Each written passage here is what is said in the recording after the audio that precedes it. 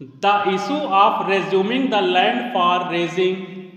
a housing colony, ought to have been examined after taking into account the purpose and the utilization of the land by an educational institution staff. The respondents in their counter affidavit have been harping upon the entries and the consequential status of the land as an abadi of the Gaon Sabha of the abolition of Jamindari staff para. In view of the facts of this case and the law as discussed here in above, what we find is that the land of the institution, which was admittedly being utilized by the institution for its own purposes, has been completely overlooked by the state government, and even by the authorities, including the collector, who ought to have taken care of these factors before proceeding to recommend any such resumption staff to resume the land for another public purpose as against the purpose which is being served currently ought to have been accounted for before proceeding to resume the land staff. The procedure for resumption under section 117 under bracket 6 in the present case is intertwined with the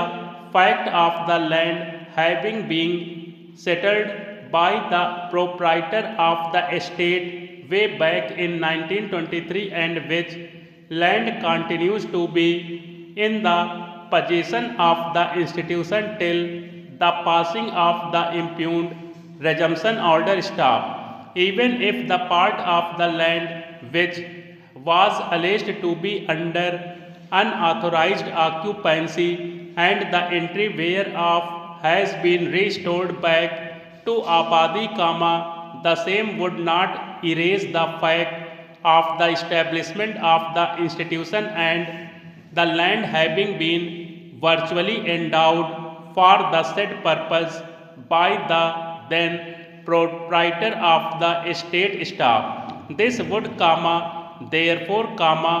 be a clear settlement in favor of the institution in terms of section 9 of the 1950, Act, thereby rendering the resumption of the land as unlawful for the reasons already stated here in above staff. There cannot be an unguided procedure adopted for resumption which would clearly be a colorable exercise of power to somehow the other deprive the institution of a valid possession of the land that can be termed as having been duly settled with the institution in terms of section 9 of the 1950 Act staff.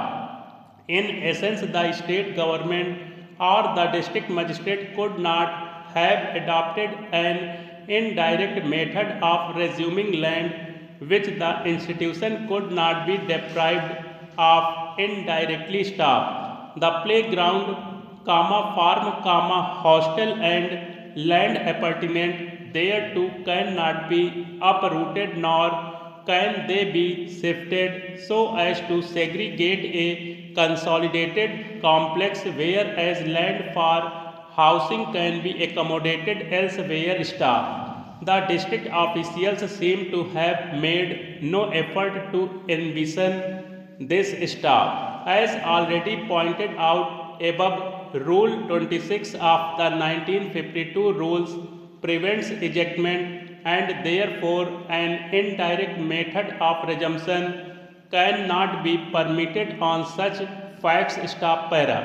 We may also put on record that even in matters of land being occupied by educational institutions that could be possibly claimed to be a land belonging to the state and managed by the Gram Sabha, comma, the apex court in the case of Jagpal Singh and others versus State of Punjab and others, comma, 2011 under bracket 11 SCC 396 star.